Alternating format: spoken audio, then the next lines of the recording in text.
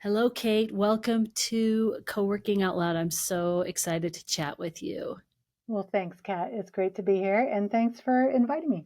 Of course, and we've been friends for some years now, kind of Yeah. cheerleading each other on. But I realized when I was getting ready for this, I don't really know your co-working story. I don't know that moment that you were like, "What is this thing?" And I think I might want to do it. So let's start there. What is your co-working story? Well, it came about in a roundabout way. I moved back to Oregon 7 years ago and was at a crossroads in life and realized I had an opportunity to sort of take a pause and recreate whatever lifestyle I wanted to create. So I ended up back in a small town here in Oregon. Um, and started a consulting company because that's what you do when you're at a crossroads and realized that I really didn't like working alone. And prior to that, when I was in Denver, I was helping the company I worked for try to find office space. I'm like, man, this is really hard to try to find something that not only fits the moment right now, but 3 years from now, and you've got to sign these leases and do all the things. And that's how I first came across co-working space. And I thought that's actually really brilliant. We ended up not doing that. We did the traditional lease and all the things. But when I moved back to Oregon and I was working by myself, I started thinking about bringing that model to a rural community and what that could look like because there's such an amazing impact that can make in terms of economic development and building that Main Street presence. And so there was an empty building Mm. downtown, and I just kind of started talking about it. And I thought, well, I'll be my first tenant, right? As And every good co-working space operator, and there was an yeah, empty building. yeah, So yeah. I mean, that just is right to the heart of it with Indy Commons when I think about rural co-working Mm-hmm. and economic impact and helping maybe an underserved entrepreneurial community. It's like Indy Mm-hmm. Commons is top of mind. So let's dig right into that. Like, what is that? What can that look like? What for a co-working space to support a whole region economically? Mm-hmm. So when you think about the rural communities and the challenge there, sometimes building that economic development base and providing a way or a place for people to work remotely and to have a livelihood and to be able to build a quality of life. I think, unfortunately, a lot of times rural communities get a bad rap when you're thinking about what kind of career, what kind of job can you have there. It's like, well, you get Mm, kind of the leftover pieces. So if you can imagine, you get somebody that moves to town, a family moves to town, and the spouse or the partner, the kind of the plus one, it's kind of like, well, we moved to town for my job, and then you can kind of pick up whatever else might be there. So we're really trying to create this culture of building your own and kind of creating your own destiny, if you will, and by providing a place that can incubate businesses and can connect people and be surrounded by other people who are doing the kind of remote working, the freelancing, right? We're starting to build a culture in a community, and then that other people see that, right? And they're like, oh, if they can create that, I can create that, and I can do my own thing. So I think it really helps expand the possibilities for what can happen right here on Main Street. yeah, I mean, creating your own destiny to me, that is the heart of co-working. That's what we're doing here Mm-hmm. is giving people a space and a support community to pursue their potential, to Mm-hmm. like see what we can grow into. And we're in a time where people can start businesses from anywhere. Like it Yes. doesn't matter if you're out on a ranch or in the middle of a metro center. But Indy Commons is way more than co-working space. Mm-hmm. So why don't you paint the big picture for people who don't know? Yeah, we started out as a co-working space. I mean, we're tiny compared to most people's standards. You know, when I go to our other co-working spaces, it's so much fun to see all the different varieties and possibilities that are out there. But, you know, really, we are scaled for our community. But a community even of 16 freelancers and small business owners working on our office side is a big impact for us. Yeah. And so we do have a traditional co-working space where we offer people a monthly membership that they can come in and have a dedicated desk and place on Main Street. And then we also have a commissary kitchen. So we have a licensed kitchen, and that has been open less time. That's been online about 2 years now. And we're really seeing a big benefit to the region to have a licensed commercial kitchen that our food entrepreneurs can work out of. So that's been really exciting to see the community building on the food side as well as on the office side. And then we do have a little pop-up market where things that are made here locally, we're really trying to promote shopping local, investing back in your community, because these are the people that sponsor the little leagues and show up at the school events and sponsor the 4-H kids. And that's where we really want to promote that kind of ecosystem building here of really supporting each other. What kind of food businesses are in there? I'm thinking of like really cute little cottage food industry type things. We have a variety. We have some private chefs, personal chefs. We have barbecue. We have a couple bakeries. We have our new one is a cake pop. They make cake pops, which is great. So we get to benefit. We benefit from this. They have a built-in test kitchen, right? Oh, yeah. They need people to give feedback on their products. We have charcuterie. So we also have event space here, and one of the things that we can now offer people that come in, here's your event, and then we can cater your break or we can cater your reception or whatever it is, because we have our own bar here in the back, which is dangerous for co-working spaces to have our own bar. But so we can offer this really great full service package to people that our kitchen users then get to benefit from being able to cater an event right there. Yeah, it looks like just a full service kind of thing looking in from the outside. And I had a job when I first got to Santa Cruz way back when at a vegan brownie company. Nice. And we'd be like, oops, there's a broken. Oops, there's a broken. I wonder what this flavor Oh, tastes like. yeah. I wonder what this. Oh, this is my favorite. I'll just take some of these home. Yeah, Um, yeah. so, and then where do they sell them? I was thinking it would be more like whatever jams and little packaged Mm-hmm. things and stuff, but from what you just said it sounds like it's more immediate, like pastries and cake pops Mm-hmm. and things like that. So do they then distribute them locally, or what does that look like? Yeah. So we do have, like in our little market, we do have a lady that makes jams, Annie's Jammies. And Hmm. so we offer those here. But so we also have a nonprofit arm that we really help people with the education and like trying to figure people, how to figure out different systems. So like we do pop-up events here with our bar. We can convert that to a restaurant. Mm. We helped our barbecue guy, Brill's Barbecue.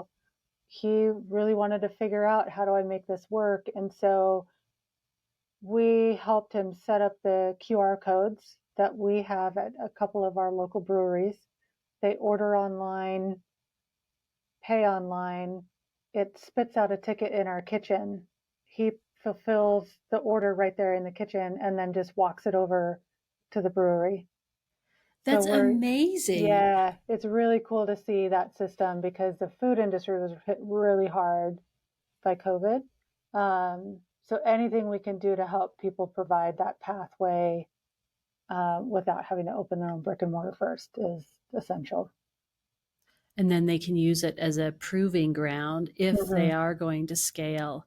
When I think of a rural town, I am not thinking of like tech that's sending orders here and there and Mm-hmm. being delivered. Like, I love that. I Yeah, don't know. I'm yeah, probably stuck in a uh, perception that's sure. off, but I love what you're doing with Indy Commons so much. And Mhm. what's your, if everything went amazingly well, what's your kind of big picture vision for the space and the community, really? Yeah. So I mean the office side will continue to support. We love having our kind of eclectic mix of people that work out of here. So on the office side, we're not necessarily tech focused or food focused or whatever. We are welcoming to all. And then on the kitchen side, we're really seeing some growth there, especially now. that we've figured out kind of this point of sale system because we basically provide all the infrastructure for that, including the point of sale. So they just log in Hmm. and are able to use that. Um, we really want to grow the food and farm connection here because Hmm. we're in a high agriculture area. So we do want to do some stuff with ag tech, and my next like on the horizon would love to start up a ag tech accelerator to really kind of lean into that more. Kate, you're such a go-getter. I mean, I'm trying to think of how to transition into going, oh yeah, and you're on the city council. Like Uh-huh. you're through and through, you are committed and focused to your community and building Hmm. community and creating impact. And I admire you so much. So Thank you. tell me about the city council piece and how that kind of plays into your vision for your community. Because I think more than Yeah. any, I know other spaces are doing this, but you're the immediate, like we chat almost Hmm. daily in Slack and stuff. I Hmm. see that the impact is so important. And yeah, so what does that look like being on the council also? Well, it's one of those things that turns from a little yes into a big yes. And so when I first moved to town and had a little more free time on my hands, I my background is landscape architecture and planning, and so they had an opening on the Parks and Rec Commission. And I was like, oh yeah, I'll help with that. I've done that. That would be great. And so then that turned into like, great, now we need someone on planning commission. So I did that. And then it was like, hey, why Mm, don't you run for city council? And I was like, okay. And I'm happy to do it. I'm happy to serve the community if this is going to sound a little bit strange, but like if the community wants me to, right? And then yeah. that's the thing with elected positions is if I can provide value and make an impact, I'm happy to do that. And I've learned a lot. It has been really interesting to understand how cities work and how Mm, cities coordinate with the counties and the state and all that, and how funding works. I do a lot of work with grant funding, and so it's just understanding how all of that comes together and the importance that has for creating the type of community that you want to have, right? And so, hmm. as much as it's a little bit drier, it's not always as much fun to talk about, Right. zoning and codes and all these laws and regulations. But zoning is what makes your business happen in some ways, right? And so your codes are Yeah. what make your business communities happen. So it's important to understand how all those pieces come together. So the fact that you were elected means Hmm. people are like, yes, I believe in this woman. I see what she's doing. She would be a good person to lead us. But I imagine when you opened Indy Commons that there was an educational period at the beginning where you were like, we're doing this thing called co-working. Tell me about Yeah. that chapter. Yeah. It was definitely interesting. I also went into it knowing I figured it would take me 2 years to really kind of get the business built up to the point where I kind of imagined it to be. I knew it would be a long, slow crawl to get Mm-hmm. there. And, it was anything from, um, well, you don't have a fax machine, so your business is going to fail without a fax line. Oh. And I was like, oh, well, we can help with that, right? We can help you understand that there's different ways Mm. than a fax line. And somebody thought I created co-working. Like, this is amazing, this concept. You should do this in other places. And I'm like, well, funny you should say that. Wow. Yeah, right. So yes, a big education hurdle for that. Yeah. Um, with co-working, there's often talk about location and neighborhood focus, so people don't Mhm. have to drive or transit, or it's in the suburbs so it's close. But with Indy Commons, you're asking, I mean, I know there's a central hub of independence, and you're also asking people to drive in or get into Mhm. town sometimes, I don't know, 15, 20 Mhm. minutes or something, just to be in the space, to be around other people. And proving that the value is there. Like, how do you Yeah. kind of talk to the community beyond who's on Main Street? Right. Yeah, absolutely. So, for example, when I lived in Denver, I mean, a 20-minute commute to work was lucky, right? I mean, that's kind of how I Right. felt like, oh, if it only takes me 20 minutes to get into the office, this is great.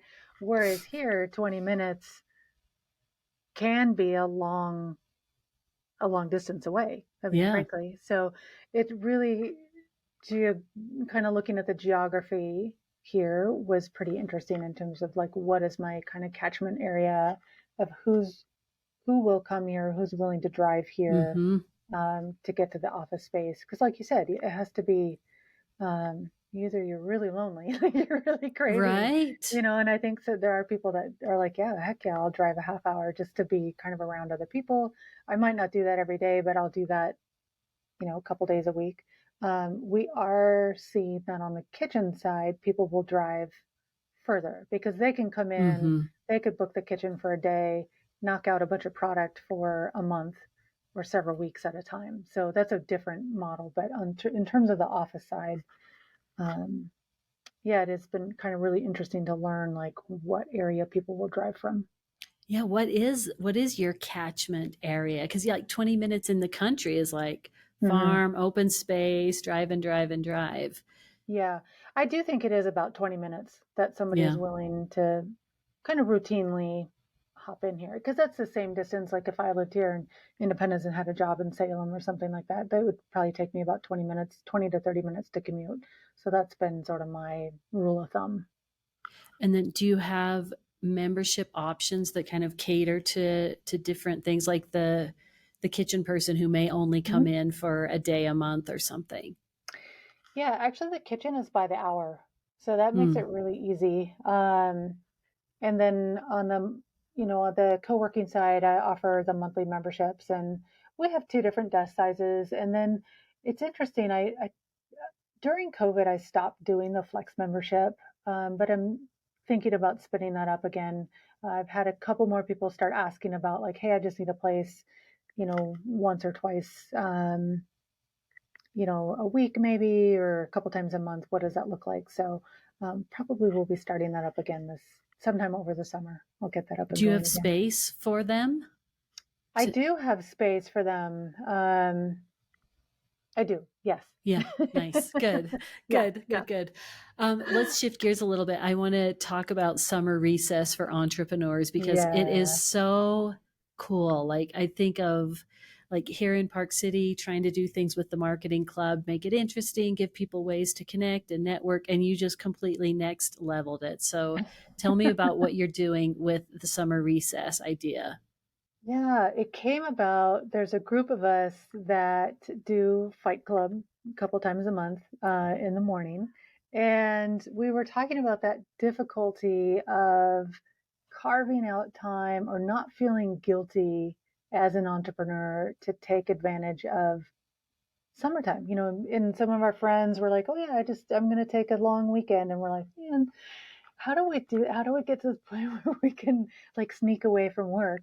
And so the idea came about of like, well, if we had a reason to get out on the river or go for a hike or do something fun, then we're not really like sneaking out, are we? And so the first event is a river float, and we're picking a theme for each one. So leadership. So we'll bring in a couple of mentors. We're going to kick off this idea of what does it mean to be a leader. Then, as we're floating down the river, we can talk about it informally and casually. We're going to come back, have s'mores, have happy hour. We have a nice patio as well. And so we're going to do that with a hike. And then also um, right across the street from us is a great park. Actually, the Willamette River is like 2 blocks from us. We can see it from the front. And so when we float, we'll end up basically in front of the office. And then when we do things, it's really easy for us to come back. But then we'll come back and just kind of informally share out, like, hey, what did we learn about leadership? Or we have also prioritizing like health and wellness is one of our topics, and then overcoming fear is our other topic that we're going to talk on. So, so good. And I'm such a strong believer in the more space you give something, that's where the really good Mm-hmm. stuff happens. Like you kind of provide the framework and then you have to be courageous enough to let go Yeah. and kind of let it be what it's going to be. I love when you said like floating down the river, you'll give a prompt and then people can kind of dig into Yeah. that. But we must backstep to what is Fight Club? Shh, I can't tell you about Fight Club. You must. There's a group of us that wanted to hold each other accountable because, again, we're all working for ourselves, most of Yeah. us. And so we said, I said, I'm willing to lead something, but it's going to be pretty candid. Like it's going to be gloves off, Mm. holding people accountable. And surprisingly, several people were like, yes, that's what I'm looking for. So we have basically it's an accountability club. We have a couple prompts, but people are, um, we're just there and we're asking people to like, why aren't you making progress on your business? Because I think Mm. the other thing that happens sometimes in the networking is like everyone's really soft with each other, or they're kind of dancing around. I don't mean this in a negative way, but right, we're promoting each other and trying to help and support each other, which is really Mm-hmm. essential. But sometimes it's like I need somebody to kind of take me to task and, and be like, you know what, Kate, last week or last month you said you were going to be this far along and you're not. And whereas I would have a supervisor, right? And if I went to go work someplace, I'd probably have a supervisor that eventually be like, Right. Kate, you're missing your deadlines. Like this is a problem. You got to get your deadlines done. So we're filling that role for each other. So you've all agreed this is what Yeah. we're going to do. So be prepared not only to take it, but to say, hey, Yeah. Kate, you said you were going to do this a month ago. What's going on? Right. And we also do a lot of celebrating at the end as Right. well. Because like Of when people course. are like, hey, I hit my goal, we're like, that's amazing, that's awesome. So I mean, they know that it's not only gloves off, but I love it. We should for sure do that in the lab. yeah. Um, so you mentioned wanting to do more with ag tech and kind of Mhm. bridging some different things with food and ag tech. What else is next for you? What's kind of lighting you up? What are you focused on professionally, personally? Oh my. Yeah, I'm really excited with how things are unfolding here at Indy Commons. I just think there's a lot of opportunity to make a bigger impact in the community. At that same time, we're trying to narrow our focus down. We get asked a lot, or like, hey, can you take this on too? And we're always fighting against capacity. And I say we very loosely. It's me. Winston is napping on his favorite chair right now, The dog. so he's not a whole lot of help. And then Lindsay works part time for the nonprofit, and she manages the kitchen, the food, which is a huge help. But it's a staff of basically two part time people and one really cute but useless person, uh, so, which he does a lot to bring happiness around the office. But we have to be really careful about capacity and what we Yeah. can bring on and what we can do. So when people come to me and they're like, "Hey, we want you to do." Another project or something. I'm getting really good at evaluating whether that helps us get closer to our North Star or not. And what is your North Star? I can relate to this so much, but Hmm. what is your North Star? Yeah, for us, it's really helping to promote the obviously kind of the startup community or people working remotely, whatever that is. So, Mm-hmm. big supporter of our local entrepreneurs, the people out there doing that. So, we'll always be focused on providing the space and tools and resources, helping people navigate what's going to help them be the most successful. And then also just the shop local, the importance of people understanding the impact a dollar can make in Mm-hmm. their own community. And that, yes, there's a time and place to shop from Amazon, but there's a reason that it's important to shop locally and support your local restaurants and buy your gifts locally if you can, all that sort of thing.